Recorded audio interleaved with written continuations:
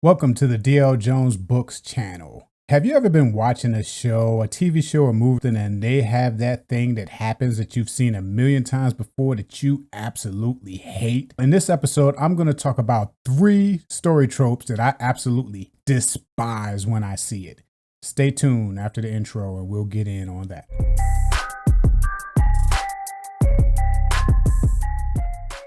Welcome to the channel. And I'm DL Jones. I'm an author, and I'm just a general lover of stories. Since the lockdown, as all of us have probably been watching a lot more stories, whether it be through reading more books, watching more movies, catching up on movies that you may have missed, or TV shows that you may have heard were good, but you never checked it out. Now you got, all of this time. Now you can sit back and take advantage of all of these things that you may have missed. I was watching a movie, and it came to a point where that thing that always happens in every one of these types of movies happened. And I'm sitting there and I'm rolling my eyes at the screen and I'm like, oh, not this again. Why does this have to happen? And it just made me think about how many different tropes, story tropes, happen over and over and over again. Whenever it happens, I kind of just roll my eyes at it. I get to the point where I absolutely hate when they happen. In this week's episode, I am going to talk about 3 story tropes that I absolutely hate. Now, these tropes may have, official names. I don't know. Some of them, if I do know the names of these tropes, I'll use them. But if not, I'm just going to create my own names for them. So the first trope that I'm going to get into that I absolutely hate is what I call the obvious misunderstanding. You know what I'm talking about. When you're watching the show, one person says one thing, the other person interprets it as something else, but the first person don't realize that the second person interpreted it as something else, and then they base a whole movie or a whole episode or a whole plot based on 2 people that have the wrong idea of what has been said or done. A lot of times there are problems that could have been solved with one extra sentence in that original conversation. Every time I see that, I'm like, if they will just talk, if they will just do the thing, this whole episode would be over. That's why it's there, to give the episode something to happen. They gotta have something for the episode to go, to build on. What's better than a misunderstanding? Sometimes I admit I do hate it. It depends on the misunderstanding. If it's something that is very simple and very easy, that don't feel like in real life it would ever happen, it annoys me. Let's try something different. I'd rather see some character building with this character, that this character is funny or interesting or whatever. Why don't they just say the one sentence that will solve this whole problem and move on to something else? But sometimes, it's things that do happen. It's things that do happen in real life. It's things that maybe it is simple or silly, but when you involve other aspects of a person, of a character, you involve pride or you involve general intelligence, sometimes the silly things do happen. And when I can look at it and see that, I'm fine with it. And there are some situations where those happen that it just brings out great episodes.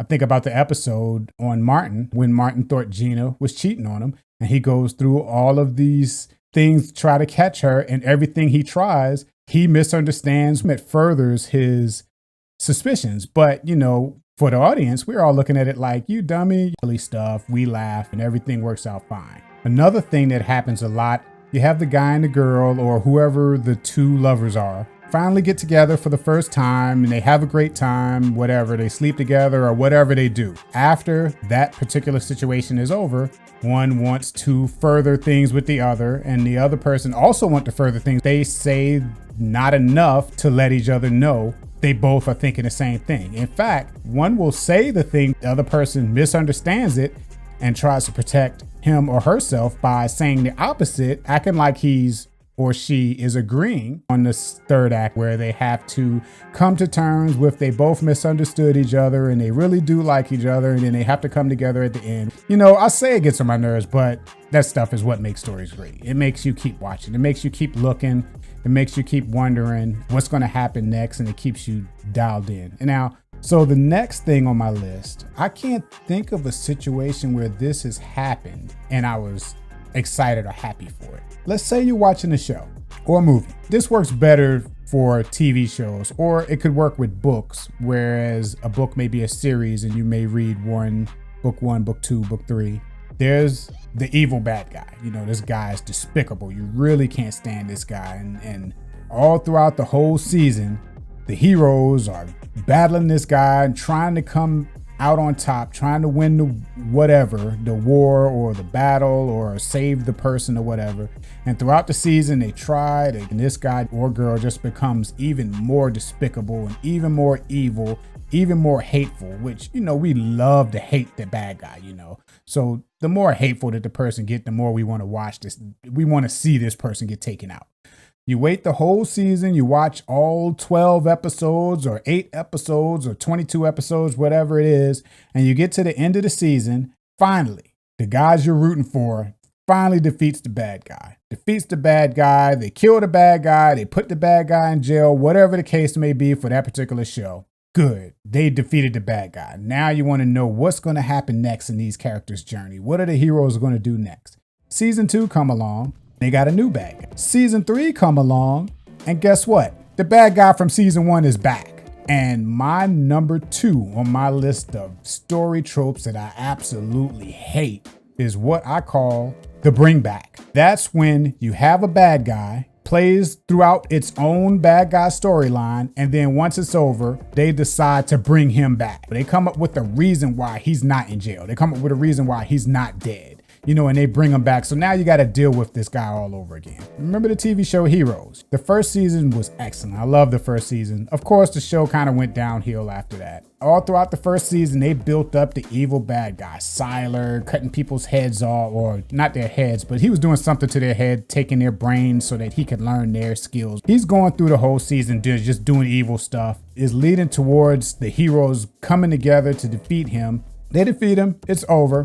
The second season come along. They start off trying to move on with a different plot. And then next thing you know, here comes Siler again. He's back on the show. And I'm like, what? I thought we were done with Siler. A lot of times you have those characters. You have the evil character. And a lot of times, when actors are playing an evil character, they're really good. When you can do a good evil character, it sticks with people. It sticks with the audience, even though they want the evil character defeated. As far as the show is concerned, or the movie is concerned, or the book is concerned, they're rooting for the heroes. They love that evil character. That evil character made the story. Once that evil character is gone, you don't have them no more.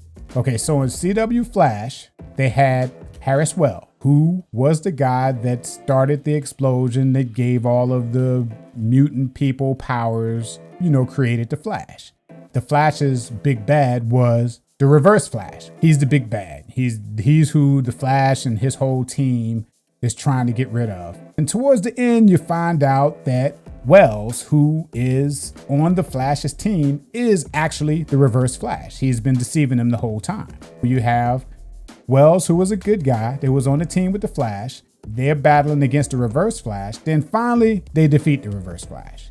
He's gone. The story's over. The Reverse Flash storyline is over. Flash and all of his team can move on to something else. What happens? About a season or so later, they bring Wells back. This time, Wells is not a bad guy deceiving the Flash team. This time, Wells is from another dimension. It's a different Wells, same character, same actor, but from a different dimension, and he generally is a good guy. A few seasons later, they bring the Reverse Flash back. Then a little while, I think in the same season, they brought the evil Wells back. It's like they just keep going back and forth. I just wanted that storyline to be over.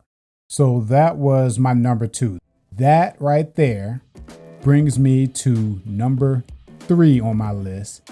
And it is the stubborn other. It could be a stubborn wife. It could be a stubborn husband. It could be a stubborn kid. It could be the person that is in danger and someone is trying to warn them to get out of whatever place that they're in to keep them from being in danger. And instead of just doing it, they ask a bunch of questions. Now, the show that I was watching is that TV show called The Shield, which I remember when that was on. I love that show. Towards the end of the seasons, towards the last few episodes, Vic Mackey, he was the main character of the show.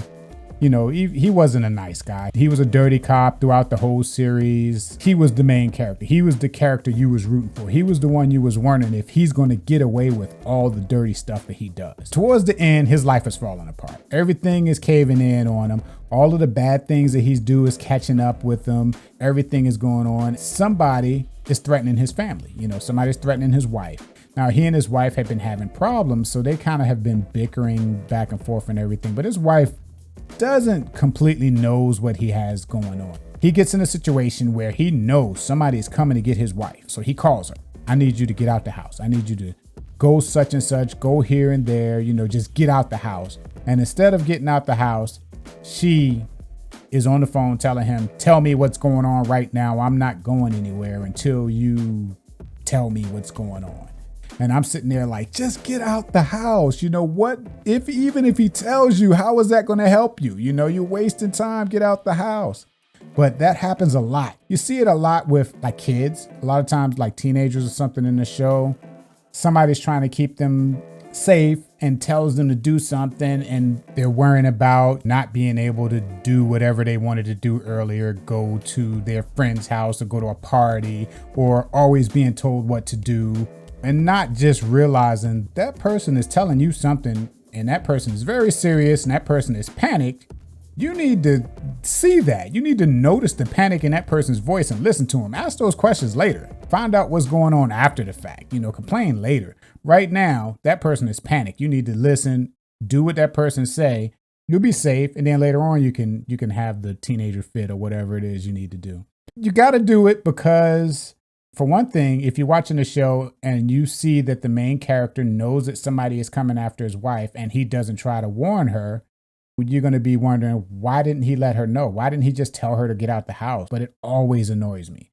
I'm like, come up with something different.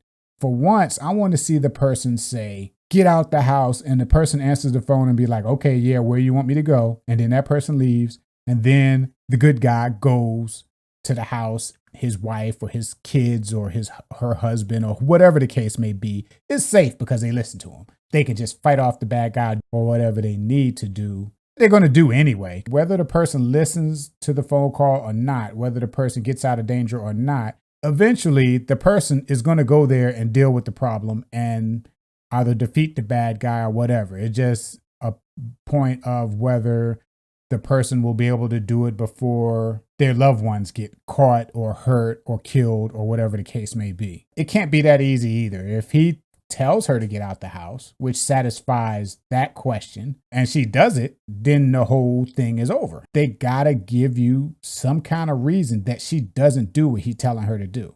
He did what he's supposed to do. He did what you would say, this is what I would do if I was in this situation. But her, you know, being the person that don't know what's going on, and she's mad about other issues that they may have had before, they kind of use that as justification for the questioning and stuff, but it always annoys me. I'm like, come up with something different. So there you have it. That's my 3 most hated story tropes, which they're not really most hated. It's just the ones that probably annoy me the most when they do annoy me. Let me know what you think in the comments below. Do those story tropes annoy you? Or which ones do annoy you? Which ones do you wish would never happen again? Let me know in the comments below. And also, if you like this video, make sure you click the like button, subscribe, and hit the bell. And I will see you next time.